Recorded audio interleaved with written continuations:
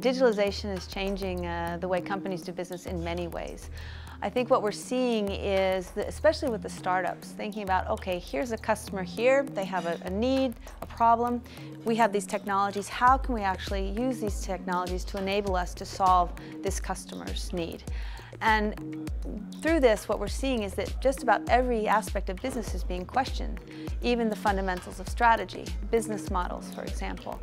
We've often thought about pipeline business models where companies own all the resources and they have a very nice value chain. It's a very linear process.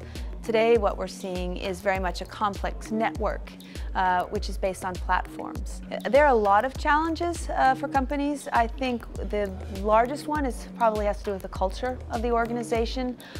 To what degree does the culture encourage people to innovate, to try, to experiment, to bring up new ideas, to challenge the way that things are done around here?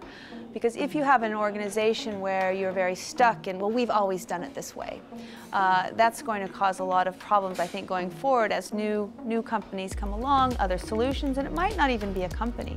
It might even just be an organization that's enabled through the blockchain, which actually can solve your customers' needs. It doesn't even need your products anymore. To me, it's about a mind shift. So one, I think it's very much about going from being a problem solver to a solution finder. So in other words, instead of us thinking, okay, we need as a company to solve this problem, instead flipping it around and saying, let's find the solution. More than likely it's out there. How can we use our networks, both internally and outside the organization, to actually solve the problem? And the second one I'd say is very much it's about, thinking about how can we just have access to resources. How can we move from being an asset-heavy to an asset-light organization by having, as I say, not ownership of resources, but actually just access to. So that's a second one.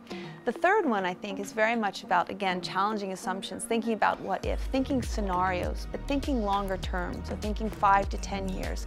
What happens if? What will our industry look like, and how will we fit into this?